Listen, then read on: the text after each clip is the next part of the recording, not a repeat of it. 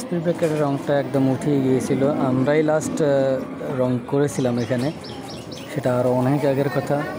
সময়ের অভাবে আমরাও করতে পারিনি এবং অন্য কেউ আর করেনি। তো চিন্তা করলাম যে আমরা রংটা করে দিই, গাড়ির জন্য অনেক প্রবলেম হচ্ছে। তো সে চিন্তা করে আমরা এখানকার কয়েকজন ভাই বন্ধু মিলে নিজেদের অর্থায়নে রংটা করলাম। মোট 3 রাতে করতে হয়েছে, রাস্তা ব্লক করে, একটা সাইড করে গাড়ি চলাচলের জন্য একটা সাইড খোলা রেখে বাকিটা রং করেছি। এভাবে মোট 3 রাতে করতে হয়েছে। তো এই হলো দিনে যখন কমপ্লিট হয়েছে কাজটা, সেই অবস্থা। আসলে আমরা যখন গাড়ির রাস্তা ব্লক করে চলে গেছিলাম তখন রাতে কোনো গাড়ির ড্রাইভার সে ব্লকটা সরাই ফেলছে, যার কারণে গাড়ির চাকার ঘষায় ঘষায় রংটা উঠে গেছে অনেকটা।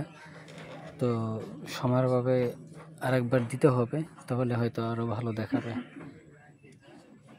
সাইডেরগুলো ভালোই দেখা যাইতেছে, কারণ এখানে গাড়ির চাকার ঘষা কম লাগছে। তো আরেকবার রং দিতে হবে, আরেকবার রং দিলে সুন্দর দেখাবে। যাই হোক, মোটামুটি তো ভালোই হয়েছে।